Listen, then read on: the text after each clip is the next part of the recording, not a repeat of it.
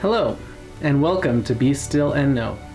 Today's video is going to be on Ancient Astronaut Theory and features of Ancient Astronaut Theory, and it's going to be all over the Middle East and mysterious ancient structures built using advanced mathematics, methods, and tools.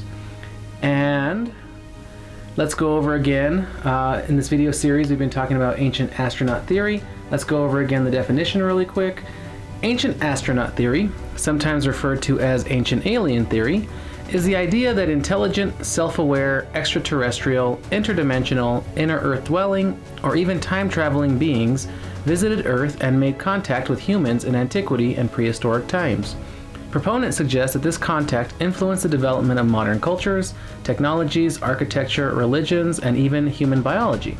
A common position is that deities from most, if not all, religions are extraterrestrial in origin, and that advanced technologies brought to Earth by ancient astronauts were interpreted as evidence of divine status by early humans. So basically the theory is that human beings were not spontaneously evolved on this planet by themselves, that they have had assistance or guidance by other species or other peoples, and possibly even created by other species.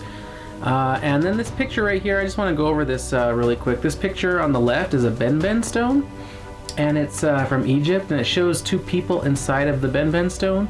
And this has kind of been a picture that's been shown by ancient astronaut theorists as evidence that people used to have triangular shaped aircraft vehicles that they were able to fly around in, and that's probably what was on the top of pyramids, or that would land on top of pyramids.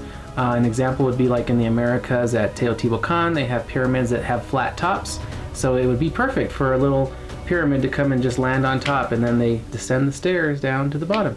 So that's what that is, and if you were wondering. Okay. So the first site we're going to go over today from the Middle East is Baalbek, also known as Heliopolis. In the Bekaa Valley of Lebanon, at an altitude of approximately 1,170 meters in Bekaa Valley, stands the famous ancient Phoenician city that was named for the sky god Baal.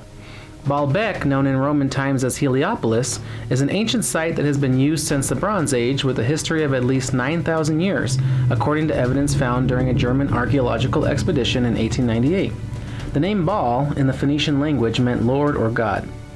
Legends abound around Baalbek, with some of them mentioning that Baalbek was the place where Baal-Adad, the Mesopotamian god of fertility, storms, rain, and thunder, first arrived on Earth, and thus ancient alien theory suggests that the initial building was probably built as a platform to be used for sky god Baal to land and take off. Part of this suggestion is because the Roman temples of Heliopolis were built on a massive platform that was probably built in pre-Roman times for the initial temple or city of Baal, Baalbek. So up here we see the Temple of Bacchus and the Temple of Jupiter. And these two structures were built in the Roman times, but they're saying that these structures at the Heliopolis part of it were actually built on top of this ancient platform where an even more ancient city existed before that, of Baalbek. And so they're saying that the Romans basically and the Greeks just adopted these areas to build their temples upon because they were already famous sites. The ruins at Baalbek make clear that different civilizations have built different parts of the ancient site. However, beyond theories, the actual original purpose and builders of the base of the structures are unknown. However, some researchers, such as Graham Hancock, argue that its roots go back to as many as 12,000 years. One of the most awe-inspiring features of Baalbek are the incredible megalithic foundations of the Temple of Jupiter. The temple was built on a platform of stones that are among the largest building blocks seen in the whole world. 27 of these enormous limestone blocks can be seen at its base, with 3 of them weighing about 1,000 tons each, known as the Trilithon. Okay, so on the bottom here is a quote from Graham Hancock. I'm going to go ahead and read that. I do not agree with the mainstream archaeological view that any of the 3 megalithic blocks in the quarry or the enigmatic megalithic foundations of the Temple of Jupiter are the work of the Romans, writes Graham Hancock. I believe these huge megaliths long predate the construction of the Temple of Jupiter and are likely to be 12,000 or more years old, contemporaneous with the megalithic site of Gobekli Tepe in Turkey. I suggest we are looking at the handiwork of the survivors of a lost civilization, that the Romans built their Temple of Jupiter on a pre-existing 12,000 years old megalithic foundation. And right here you can see the stones on the left, how big they are in dimension, and you see how these modern or smaller blocks, bricks, are put on top of that. And then you see people on the right hand side standing on it, and you just realize how truly huge and megalithic these really are. And it's amazing that these stones were actually quarried and moved to this place, and they weren't just cut out of the bedrock because they're so big. But they were moved. So let's go to the next slide and we'll see how they were moved. Or actually we'll see where they were moved from. We still don't really know how they were moved. The gigantic blocks used in the foundations of the Temple of Jupiter are known to have come from a nearby quarry located around a half mile or 2,600 feet from the temple. The limestone quarry houses at least 3 massive building blocks that never made it to the temple. The oldest known is the Hajar al-Ibla, or the Stone of the Pregnant Woman, which weighs about 1,000 tons. Archaeologists believe that the Hajar al-Ibla monolith was left in the quarry because the stone's quality of a block's edge proved to be poor, and the monolith could easily be damaged during transport. A second ancient monolith was discovered in the same quarry in the 1990s. With its weight estimated at 1,242 tons, it surpasses even the dimensions of the Stone of the Pregnant Woman. And a third ancient monolith was discovered in the same quarry in 2014 by the German Archaeological Institute with dimensions of 64 feet by 20 feet by 18 feet. Its weight is estimated at around 1,650 tons, making it the largest stone ever carved by human hands. So not only did they transfer those massive stones at distance, but they also placed them together in such a precise way that not a sheet of paper can fit between the stones. You can see something similar kind of at Sacsayhuaman in the Americas, and I cover that in a different video. But these stones are so big that it seems that they were not even worth the trouble of moving them. And then one of them, the Stone of the Pregnant Woman, they said was had some kind of imperfections, that it might have been damaged or broken during transport, so they just left it there. But it's amazing that these stones have been found, and they are carved. These are not just, naturally eroded, perfect edged rectangular blocks. These are hand carved. By whose hands? We don't know. How? We don't know. What kind of tools? We still don't know. And that's what makes this really mysterious. Another interesting point is that if the Romans and Greeks had built such a massive platform, why is there no reference at all as to how the feat was performed, since it is the only place in the world, and consequently in the Roman Empire, that such a monumental work has been done? In Islamic mythology, the temple complex at Baalbek was said to have been another palace of Israeli King Solomon the Wise, which was put together by jinn, also Romanized as jinn with a D, or anglicized as genies, and given as a wedding gift to the Queen of Sheba. It is said that the reason some blocks were left in the quarry is that the jinn went on strike. So even locals from the area believe that this was not created by just humans, that we had some kind of assistance, and then it could have been an ancient, another palace of Solomon the Wise. And so let's go on to the next page, because it talks a little bit more about that. It is recorded in the Bible that this area of Lebanon was under Hebrew control since the days of Joshua, when he consolidated Israel's power in the region. Solomon's temple in Jerusalem is said to have been one of the grandest temples ever seen on earth, but was later destroyed by Babylonian invaders. The temple was rebuilt less magnificently, but was again destroyed by Romans 5 centuries later. One of the most notable remnants of the second temple complex is the Western Wall, sometimes called the Wailing Wall. It is considered a holy site and is still a place of pilgrimage for Jews and Muslims worldwide. Within the Western Wall is a monolithic stone known as the Western Stone. This largest stone in the Western Wall is visible within the Western Wall tunnel. With an estimated weight of 570 tons, it is one of the largest building blocks in the world. The stone is 44.6 feet long and 9.8 feet high, and has an estimated width of 10.8 feet. In June 2006, Harry M. Joel from the University of Wisconsin-Eau Claire performed ground-penetrating radar measurements to determine the depth of the stone. The conclusion of his team was that its depth ranges from approximately 5.9 to 8.2 feet. The dimensions of this stone are similar to those found at Baalbek Temple Complex and are also tied to the legends surrounding Solomon the Wise. Could Solomon have commissioned the temple at Baalbek as well as Solomon's temple in Jerusalem with the help of jinn? Or perhaps Baalbek is even older than Solomon's temple, but built by similar beings or technology. Who or what are jinn? Are they genies, gods, or perhaps ancient astronauts that assisted early cultures with advanced building technology? So that's kind of strange that a very similar stone not too far away from Baalbek was discovered inside the Wailing Wall. It's amazing. And here's a picture of the Wailing Wall from the outside. And then in the middle, there's a statue of Baladad, the storm and rain god in the Canaanite and ancient Mesopotamian religions. And then there's the western stone that you can only see from the tunnel. So it's very mysterious. Of course, you know, in Jerusalem, they don't like people really messing around and doing research on their ancient buildings there. And there's a lot of stuff they don't want people digging and going down. But there's a lot of stuff underneath those temples and underneath those mosques and then underneath the churches that I'm sure that you could find a lot of different answers to these mysteries if we're just allowed to dig. We're not allowed to dig in these areas. All right, so that was Baalbek, or also known as Heliopolis. Now we're going to move on to Mohenjo-Daro, and this is the Indus Valley civilization, and this is in Larkana, Sindh, Pakistan. In the 1920s, the discovery of ancient cities at Mohenjo-Daro and Harappa in Pakistan gave the first clue to the existence more than 4,000 years ago of a civilization in the Indus Valley to rival those known in Egypt and Mesopotamia. These cities demonstrated an exceptional level of civic planning and amenities. The houses were furnished with brick-built bathrooms, and many had toilets. Wastewater from these led into well-built brick sewers that ran along the center of the streets, covered with bricks or stone slabs. Cisterns and wells finely constructed of wedge-shaped bricks held public supplies of drinking water. Mohenjo-Daro also boasted a great bath on the high mounds citadel overlooking the residential area of the city, and built of layers of carefully fitted bricks, gypsum, mortar, and waterproof bitumen, this basin is generally thought to have been used for ritual purification.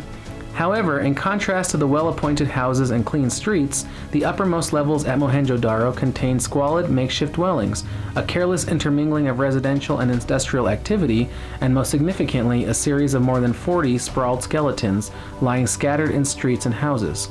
Numerous other skeletons were found within layers of rubble, ash, and debris, or lying in streets in contorted positions that suggested the agonies of violent death. So Mohenjo-Daro, as you can see from the picture on the left and the right, is basically just a few structures left of what used to be there of the buildings. But they could tell from these structures that they had a very advanced civilization. And of course, it's really strange how there was just these bodies discovered. Many theories: a violent massacre, flood and disease, or atomic blast. 44 bodies. There are many theories as to why so many bodies have been found lying in random contortions throughout the site. One theory is that some kind of bomb or weapon, such as an atomic bomb, was detonated in the area. Certain zones of the site additionally indicated expanded dimensions of radioactivity around the skeletons, leading some to speculate that atomic technology may have existed in the ancient past. English Indian analyst David Davenport observed proof of what gave off an impression of being the impact epicenter, a 50-yard sweep at the site where all articles were found to have been intertwined and glassified. Rocks had been dissolved by temperatures of around 1500 degrees Celsius and transformed into a glass-like substance. In his book, Conundrums of Ancient History, A. Gorbowski says that no less than one skeleton found at the site contained in excess of multiple times the dimension of radiation that it ought to have had, and a huge number of dark stones, which were once mud vessels, were discovered, combined because of extraordinary warmth. So basically, these vessels or these jars and these stones became like just basically melted together. That's what this guy's claiming. Davenport additionally clarified that what was found at Mohenjo-Daro emulates precisely the impacts of the fallout that occurred at Hiroshima and Nagasaki in mid 20th century. So these findings of this glassified area or this impact crater are are very controversial. A lot of people won't acknowledge these findings. Tales of ancient nuclear weapons can be found in the Sanskrit epic from India called the Mahabharata. It recounts fate and devastation with entries that appear to precisely portray the impacts and repercussions of an atomic war. Enormous blasts more brilliant than 1,000 suns were claimed to have been caused by a weapon known as the Brahmastra, while cadavers were consumed to the point that they were unrecognizable. There are numerous different sections fitting the description of an atomic blast. In the tale, individuals who endured the disaster lost their hair and fingernails a short time later, while food and water supplies and the environment were polluted. This all matches the impacts of radiation poisoning and radioactive pollution in the fallout of a nuclear blast. There are some who refute the nuclear blast theory, though. They point to structures in the area that should have been destroyed, yet still stand up to 15 feet tall. In the 1980s, biological anthropologist K.A.R. Kennedy and colleagues studied the collection of skeletal remains and found no evidence of violent death. They concluded that the massacre theory had been incorrectly based on archaeological evidence of disorderly disposal of the dead, rather than on skeletal evidence of trauma. In fact, it is believed that there could be up to 1,000 years in between the time that some of the individuals died, meaning that there was no single tragedy that killed the 44, and in fact, they may have all died very uneventful and natural deaths. Archaeologists still remain perplexed as to why such an advanced civilization would bury their dead without any apparent funerary rites, or without even positioning them neatly in a grave. It is almost as though they were tossed in a hole and buried in whatever position they landed. This is quite in contrast to the order and attention to detail that is seen in the rest of the city, and so far remains unexplained. So some of these pictures, as you can see, are kind of depictions of the one in the middle is the actual picture of the bodies that were found, and then the other pictures are kind of what a nuclear blast might have looked like in the past from this ancient device called the Brahmastra. And a lot of people think that this was actually evidence of ancient nuclear technology. And this, the claims of radioactivity and glassification at Mohenjo-Daro kind of points to the fact that maybe this is what happened to this site. And also the bodies being thrown randomly. But of course, other scientists are saying that it could just be that they just threw them randomly and that they might not even have all died at the same time. It could just be one big hoax. So you got to see what you think about it. And then there is the question of where the rest of the inhabitants are. Archaeologists estimate that at its peak, Mohenjo-Daro was home to some 40,000 people. So why only 44 bodies? To date, no cemetery has ever been found in Mohenjo-Daro or the surrounding area. If such a site is ever found, it may offer the key to answering many of the questions that still remain about this impressive civilization. Some other theories about the site are that an invading force could have come in and slaughtered the people, or perhaps a flood or disease had some part to play in the haphazard arrangement of the bodies. There has been little evidence found for these latter theories. The Indus Valley civilization was not limited to Mohenjo-Daro, however. There are many other related sites that show how widespread this ancient culture was. In January 2014, the discovery of additional mounds at the Indus Valley site of Rakhigarhi, located in Haryana, India, resulted in it becoming the largest Indus Valley civilization site, overtaking Mohenjo-Daro, which was 300 hectares, by almost 50 hectares, making Rakhigarhi almost 350 hectares. The size and uniqueness of Rakhigarhi has drawn much attention of archaeologists all over the world. It is nearer to Delhi than other major sites, indicating that the spread of the Indus Valley civilization across North India. Much of the area is yet to be excavated and published.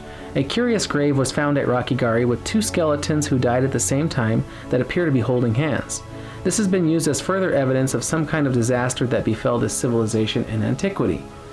So these bodies, these skeletons of these people holding hands was not found at Mohenjo-Daro, so they're not part of the 44. But they're often cited as evidence that some kind of disaster happened to this civilization, maybe not all at once or all in the same place, but that something was going on where people were dying in haphazard ways and basically unexpected ways. And so they show these two bodies that were holding hands. But of course, it could just be a couple that happened to, maybe they killed themselves together. You never know. I mean, you have to really look at these bodies. You have to do medical examinations on these bodies. And it seems like, I don't think that's really been done. I don't know if they've really taken these bodies and done a lot of research on them. The whole research around this site seems kind of shady. I don't know if it's because it's in the Middle East. I don't know if it's because the government around there is not really cooperative with archaeologists, but it just seems like there's so many theories. But if they just did the research, they'd be able to put some of these theories to rest and get rid of some of the ones that don't work. So, but these are the ones that are out there right now about the civilization. So, and here's the map of where they were, how spread out they were in this area. All right, the next site from the Middle East that we're going to go over is Daran Kuyu, which is an underground city. Daran Kuyu is in Daran Kuyu district, Navsuhir Province, Turkey. And the Daran Kuyu underground city is an ancient multi-level underground city in the Daran Kuyu district in Navsuhir Province, Turkey, extending to a depth of approximately 200 feet. It is large enough to have sheltered as many as 20,000 people together with their livestock and food stores. It is the largest excavated underground city in Turkey and is one of several underground complexes found throughout Cappadocia. The underground city at Daran Kuyu could be closed from the inside with large stone doors. Each floor could be closed off separately. So that's the giant stone for the door. They just roll that out. I think it's ingenious. I think it's amazing. They found this underground city that a lot of people that really didn't know was there. The city could accommodate up to 20,000 people and had amenities found in other underground complexes across Cappadocia, such as wine and oil presses, stables, cellars, storage rooms, refectories, and chapels. Unique to the Daran Kuyu complex and located on the second floor is a spacious room with a barrel-vaulted ceiling. It has been reported that this room was used as a religious school, and the rooms to the left were studies. Starting between the third and fourth levels are a series of vertical staircases which lead to a cruciform church on the lowest fifth level. The large 55-meter or 180 feet ventilation shaft appears to have been used as a well. The shaft provided water to both the villagers above and, if the outside world was not accessible, to those in hiding. Caves might have been built initially in the soft volcanic rock of the Cappadocia region by the Phrygians, an Indo-European people in the 8th to 7th centuries BCE, according to the Turkish Department of Culture. When the Phrygian language died out in Roman times, replaced with its close relative the Greek language, the inhabitants, now Christian, expanded their caverns to deep multiple-level structures, adding the chapels and Greek inscriptions. Could the underground cities in Cappadocia, Turkey date back to 12,800 years ago? Modern archaeologists claim the city at Daran Kuyu was fully formed in the Byzantine era when it was heavily used as a protection from Muslim Arabs during the Arab-Byzantine Wars. This could have been a much later use after the city had already been constructed. The city was connected with other underground cities through many kilometers of tunnels. It seems as though Cappadocia in central Turkey was home to an entire underground civilization.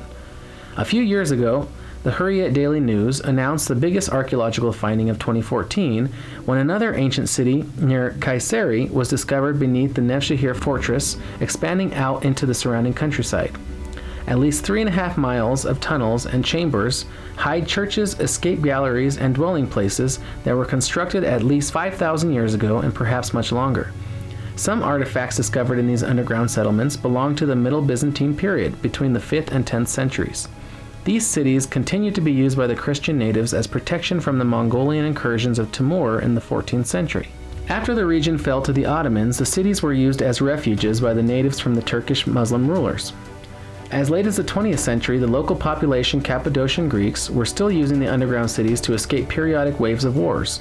For example, Richard McGillivray Dawkins, a Cambridge linguist who conducted research from 1909 to 1911 on the Cappadocian Greek-speaking natives in the area, recorded such an event as having occurred in 1909. When the news came of the recent massacres at Adana, a great part of the population at Akso took refuge in these underground chambers, and for some nights did not venture to sleep above ground. In 1923, the Christian inhabitants of the region were expelled from Turkey and moved to Greece in the population exchange between Greece and Turkey, whereupon the tunnels were abandoned. In 1963, the tunnels were rediscovered after a resident of the area found a mysterious room behind a wall in his home. Further digging revealed access to the tunnel network. In 1969, the site was open to visitors, with about half the underground city currently accessible.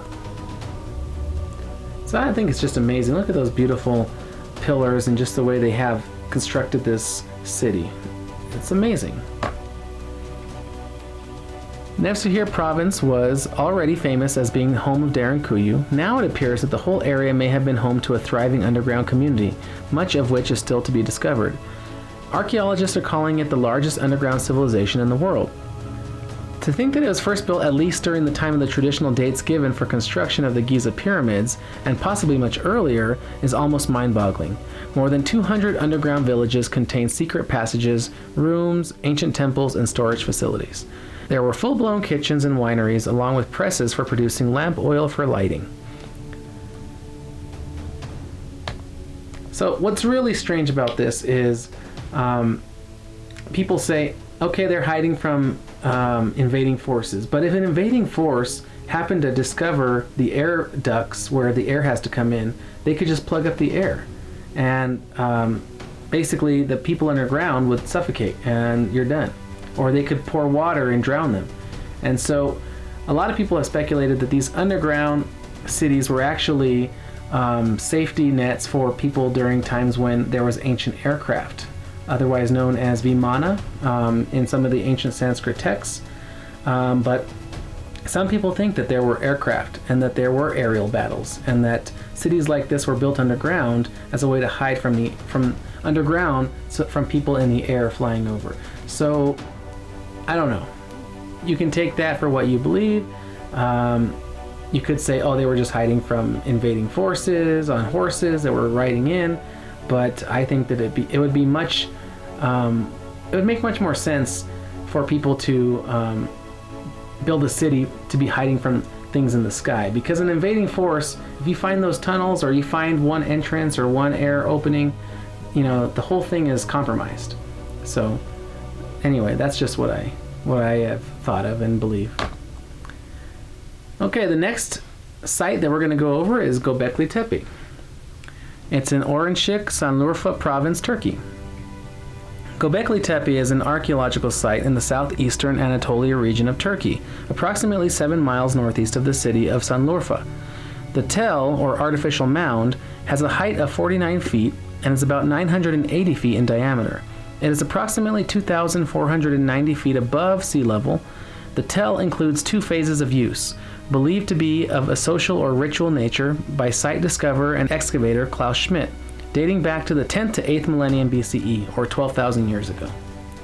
So this site blew the lid off of archaeology, because now archaeologists can no longer deny that humans had the ability to build megalithic sites during the Stone Age, 12,000 years ago. And civilization has been stretched back much further than they want the average people to know. And they can't deny it. That's what I love about it. They can't deny it.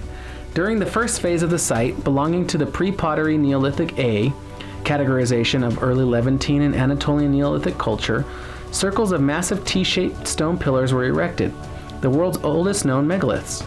They date back to circa 12,000 to 10,800 years ago, and that is about 10,000 to 8,800 BCE.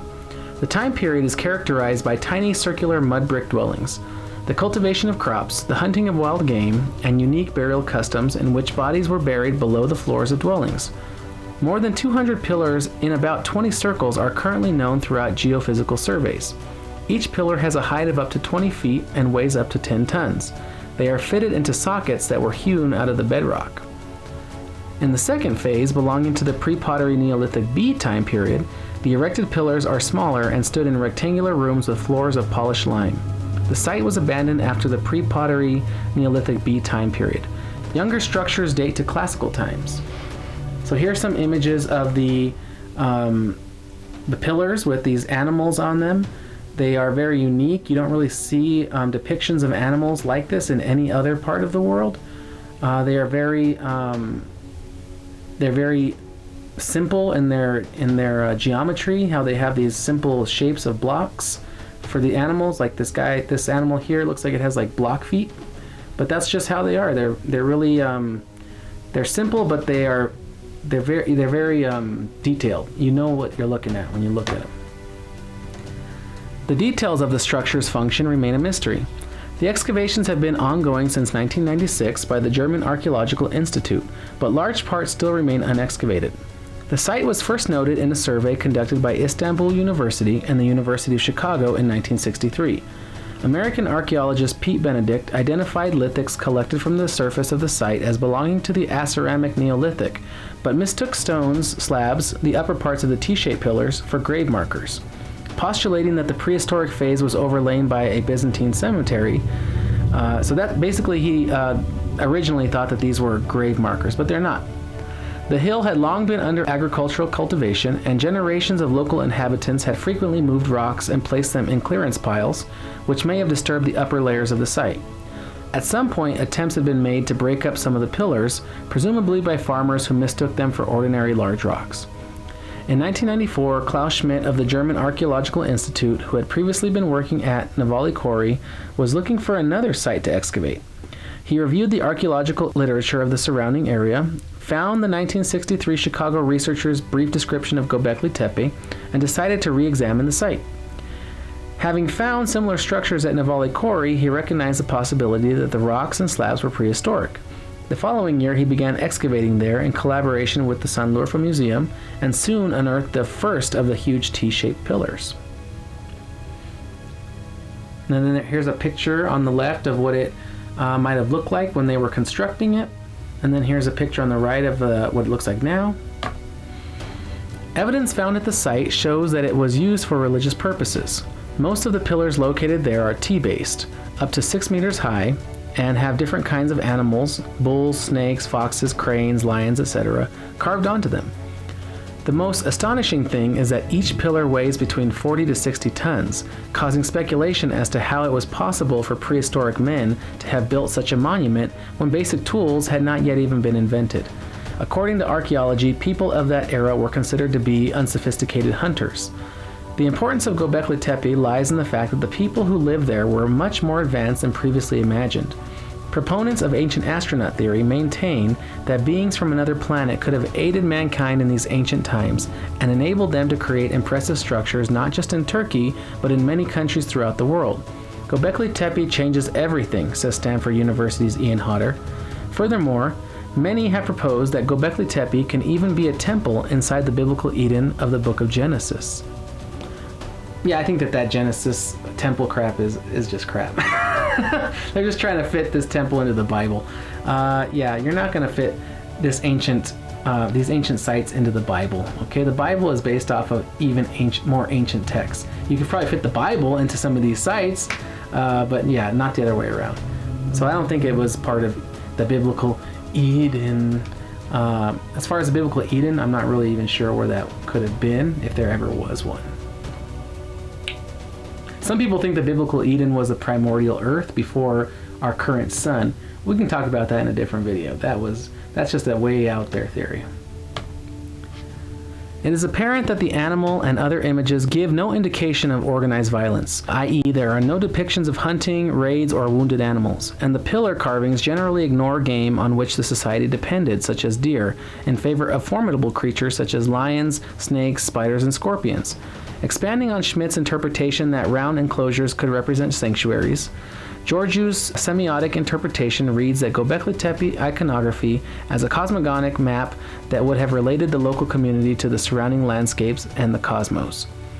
So they're saying, why didn't they paint or carve animals that they would see all the time, like deer? They would need deer possibly to be eating. So why didn't they carve deer? Why did they carve big apex predators like bulls and lions and big things like that? And we don't know. It could be that they were just those were animals that they worshipped or were very familiar with, or it could be that they were using those as representations of the zodiacs. You never know what these ancient people were thinking when they made this.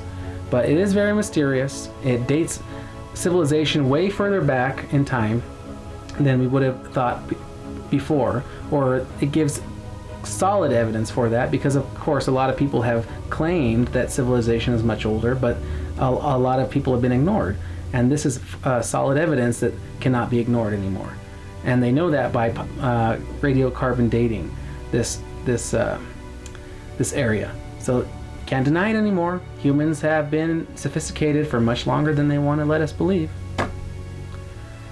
All right, the next site is Rakmu Petra, the Beena cave system, Ma'an Governorate, Jordan.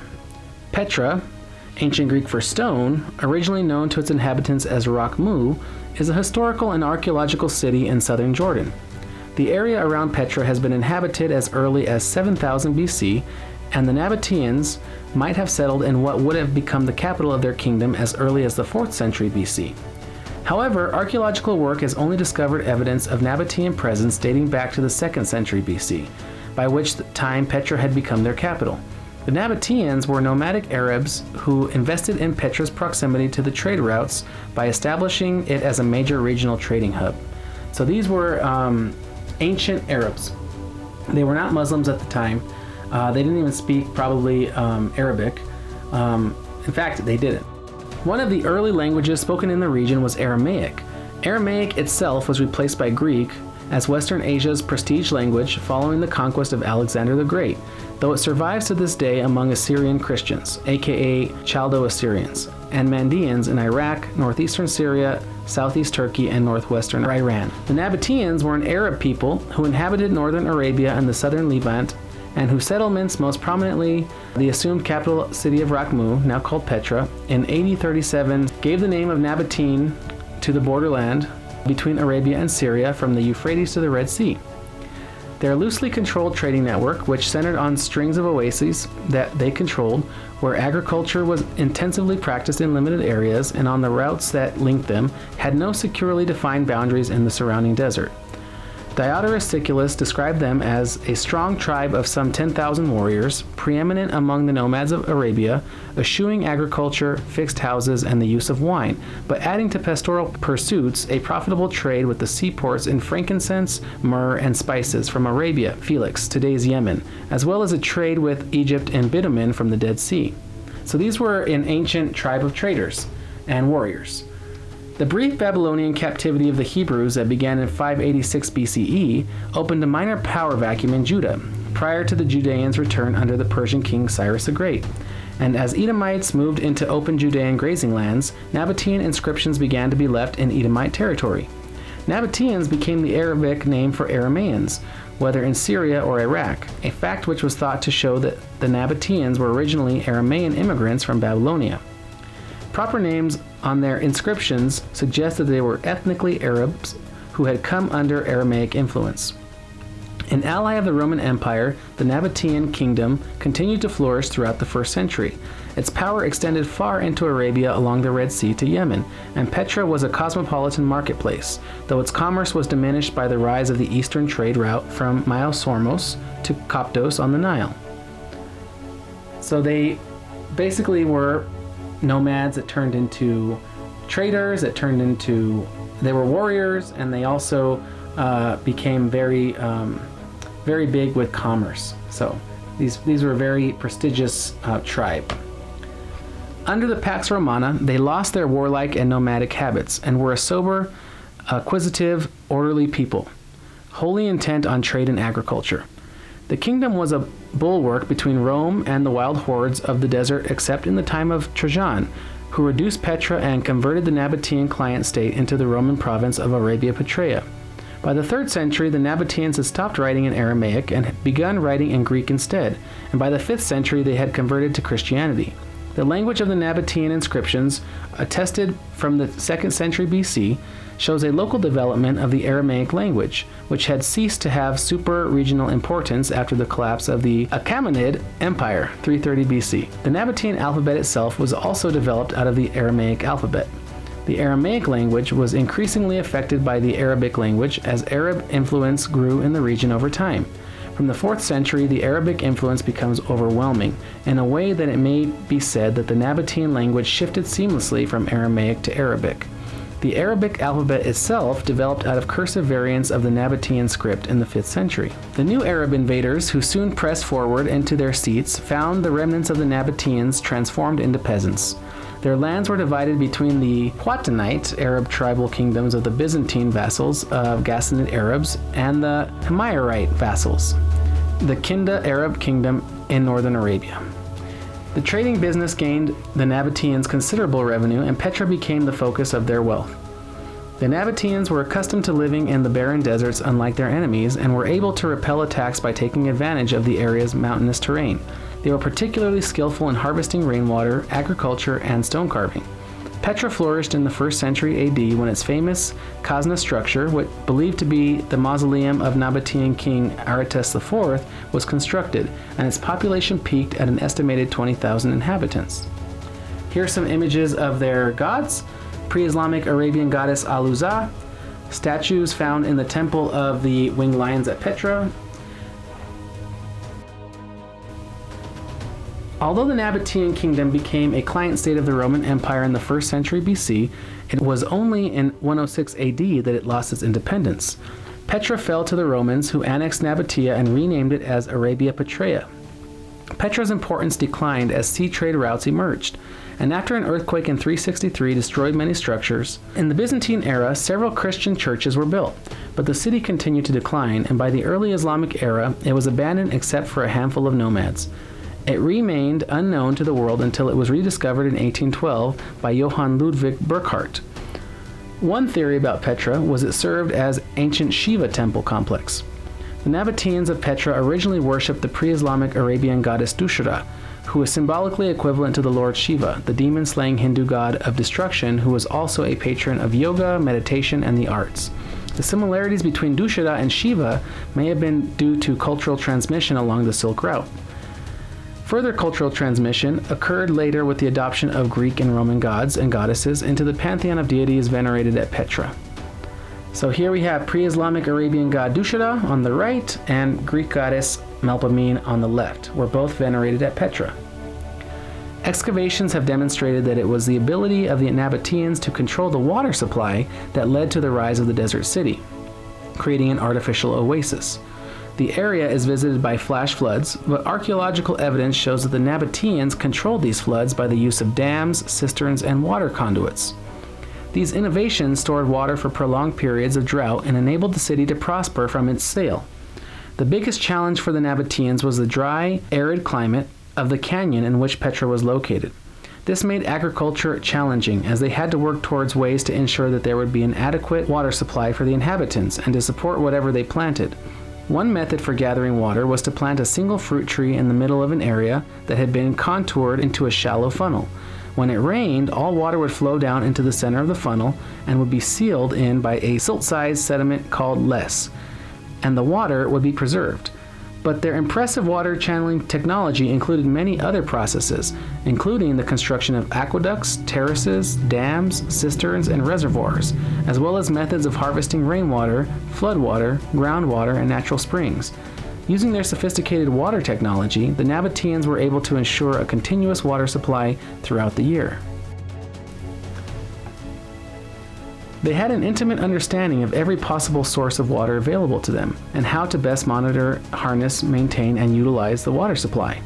They balanced their reservoir water storage capacity with their pipeline system, ensuring a constant water supply. The system design also utilized particle settling basins to purify their potable water. The Nabataeans' extensive understanding of hydraulics allowed them to create a system that maximized water flow rates while minimizing leakage. It is not surprising that this highly advanced technology was first used to benefit the civil elite, eventually filtering down to the lower levels of society. The Nabataeans created their water collection structures so that they would be invisible to passers-by, and so that they could only be found by those who knew of their presence. The complex systems collected water from mountains. They shaped rocks into ledges to collect the initial flow of water from the mountain. They chiseled channels into the sides of the mountain, trailing the water flow into cisterns and dams for later usage. The Nabataeans built stone walls and pillars to shade the water collection in the cisterns, keeping the water cool and preventing evaporation. They created underground cisterns that were lined with waterproof cement to prevent the water from seeping into the earth. The cisterns were very well constructed, and several of them are still in use to this day. All of these structures were created with the idea of secrecy in mind, so that few would realize the purpose and function of the structures. This protected the Nabataeans' water supply from invaders and strangers. Long-forgotten gardens of the amazing city of Petra have been discovered after 2,000 years. Wonderful fountains and a huge pool, which were at the heart of the gardens, were supported by advanced irrigation and water storage systems. This enabled the magnificent gardens to exist in the middle of the desert. The monumental gardens were constructed 2,000 years ago when the city was renewed. The Nabataean capital was upgraded when it became one of the most important water stops of the region. In the heart of the desert of Jordan, the city was shaded by vines, date palms, trees, and many other plants, identified through the discovery of nutshells and seeds, which were placed around the 44-meter wide swimming pool. The unearthed gardens would have appeared as a paradise, an oasis in a dry, barren surrounding. The advanced hydrotechnology also allowed the inhabitants to harness as much water as possible. A study published in March by the Nexus Network Journal suggests that the spatial positions of palaces, temples, and tombs built at least 2,300 years ago by the Nabataeans, including the famous city of Petra, were determined by the movement of the sun and other astronomical events.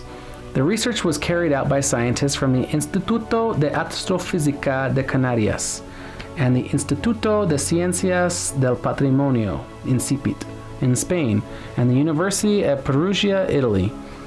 Using statistical analysis on the spatial position of significant ancient monuments built by the Nabataean people, the results suggest that the great buildings are linked with the equinoxes, solstices, and other astronomical phenomena. The Nabataean monuments are marvelous laboratories where landscape features and the events of the sun, moon, and other stars interact, said Juan Antonio Belmonte, researcher of the IAC and coordinator of the study. The astronomical orientations were often part of an elaborate plan. So not only were they great at harnessing water and using that kind of technology, but they also were stargazers, and they used the stars and the alignment of planets and things like that to help them to tell time, and they built their buildings and structures in accordance with that.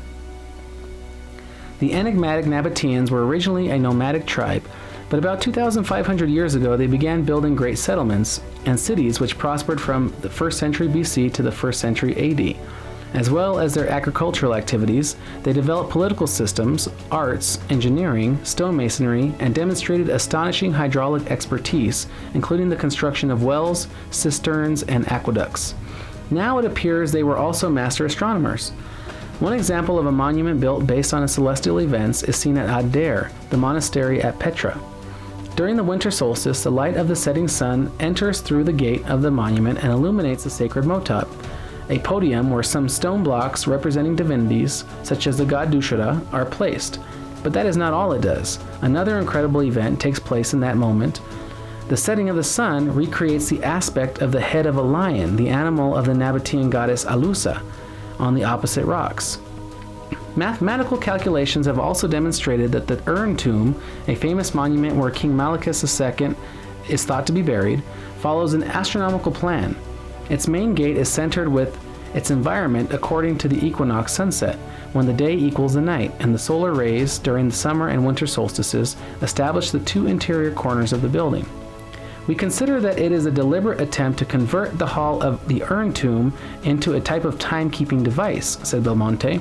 The study authors concluded that the awe-inspiring ancient monuments of the Nabataean culture demonstrate that astronomical features were a substantial element in Nabataean religion and reveals new evidence for cultic worship centered on the celestial sphere. So this civilization just keeps showing more and more how advanced they were. And now we're seeing that they were also great astronomers as well. Well, that's not all. There's even more to this civilization. In 2016, archaeologists in Jordan made an incredible find at the World Heritage Site of Petra. A massive ceremonial platform measuring 184 feet by 161 feet, which has no parallels in the ancient city, was discovered just half a mile from the city center using high-tech satellite scanners. The National Geographic reports that the discovery was made following high-resolution satellite scans, aerial drone photography, and ground surveys, which identified the ancient monument hidden almost in plain sight. The east side of the interior platform had been lined with a row of columns that once crowned a monumental staircase, says National Geographic. A small 28 by 28 foot building was centered north-south atop the interior platform and open to the east facing the staircase. This enormous open platform, topped with a relatively small building and approached by a monumental facade, has no known parallels to any other structure in Petra. It most likely had a public ceremonial function, which may make it the second largest elevated, dedicated display area yet known in Petra after the monastery. So there's a picture on the left of the platform. It's So you can see that it's a giant platform and then just a tiny little building right, not even in the center, kind of off-center. The newly discovered monument has not yet been excavated, but the discovery of pottery at the site suggests that the structure could be more than 2,150 years old, a time that corresponds to the Nabataeans' initial public building program. The Nabataeans built their monuments to link with astronomical phenomena. During the winter solstice, the light of the setting sun enters through the gate of Ad-Dar Monastery at Petra and illuminates the sacred motop, a podium where some stone blocks representing divinities such as the god Dushra are placed. It is not known exactly what and how the newly discovered monument was used. However, Christopher Tuttle, an archaeologist who has worked at Petra for 15 years and is co-author of the paper, said it was probably used for some kind of massive display function. To my knowledge, we don't have anything quite like this at Petra, he added. It is located outside the main area of the city, at the foot of Jabal an-Numayr and about 0.5 miles south from the city center, but is facing east, not towards the city, and has no visible relationship to it. The structure consists of a huge 184 by 161 foot platform, with a truly monumental staircase along its eastern side. The large platform enclosed a slightly smaller one, topped with a comparatively small building, 28 feet by 28 feet, which was facing east towards the staircase. The structure, second in size only to the monastery complex, probably had a ceremonial function, which not even a speculative explanation has yet been offered by the researchers. The early history of Rakmu is shrouded in mystery. Some of the structures, including the great platform discovered in 2016, seem to date back to prehistory and do not seem to match the rest of the site. Some speculate that the Nabataeans simply inherited the site after it had already been abandoned, and it is older than archaeologists will admit, possibly built by now extinct giant races. Some people speculate that there are massive cave system networks under Israel and Jordan that connect miles of tunnels and caves, and that in ancient times, this is where mankind sheltered during cataclysms like the Great Flood or Deluge, rumored in ancient texts like the Sumerian Epic of Gilgamesh and the Book of Genesis in the Bible, also known as Noah's Flood. Rakmu may have been named because this is where remnants from the legendary civilization of Mu emerged from underground after a cataclysm. The surrounding area is known as Wadi Room, meaning high valley. Wadi meaning valley in Arabic, and Room meaning elevated in Aramaic. This is not an undeserved name, considering that the highest point in the wadi is almost 2,000 meters above sea level. Wadi Room was made famous by the exploits of British military officer T.E. Lawrence during World War I, and the movie Lawrence of Arabia was even filmed there. Wadi Room is nothing but 740 square kilometers of barren desert just north of the border with Saudi Arabia. But barren does not mean empty. Besides the expected sand dunes and canyons, there are also inscriptions in Thamudic Nabataean and Arabic that go back up to 12,000 years in Jordan's largest wadi. This coincides with the ending of the Ice Age and great tumultuous events like floods, earthquakes, and volcanoes. Could this high valley be a place that humanity emerged from underground to rebuild and repopulate after great catastrophes drove them nearly to extinction? Here are the tombs in the southern part of the city, and here is a Roman bronze coin of Emperor Geta showing the Petra Temple with Greek goddess of fortune and prosperity Tyche standing between the pillars to the left. Like inhabitants of our modern world, the people of Petra would not have considered the possibility that their city would eventually be abandoned and that their nation would be scattered. The disastrous effects of an earthquake on Petra's buildings and water system could not have been calculated. The sudden rise of a religion among their southern neighbors and its consequences for changing trade patterns throughout the known world was impossible to predict. Archaeology's most valuable contribution may be its demonstration of the transience of cities and civilizations. The realization that even the most successful eventually find themselves vulnerable to catastrophes that cannot be foreseen.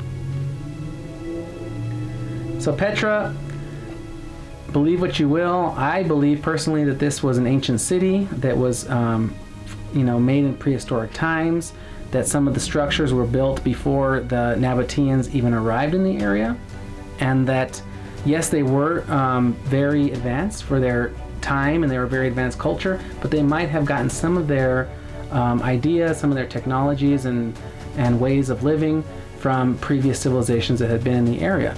And they could have even emerged from underground and been the first tribe to kind of populate this area after ice-aged cataclysms like floods and things like that.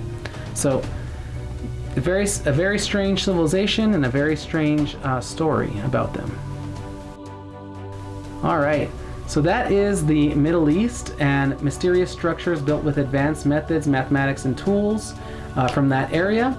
Again, I've been covering this topic for different parts of the world, so go ahead and please check out my other videos on this topic. If you like these kind of videos and you want to help me do this more often, please hit subscribe, please like my videos, please support me as well. I have ways to support. You can give me some PayPal support, you can give me Cash App. There's a lot of different ways you can support me and help me do more of these videos, help me get more equipment, help me to have more time and to learn how to edit and make better videos, because again, I'm just doing this on my spare time, and I would really love to be able to do this more often. So thank you again for joining me and for Be Still and Know with Adam. And remember, no matter what comes your way, it's going to be a great day. Thanks again. See you later.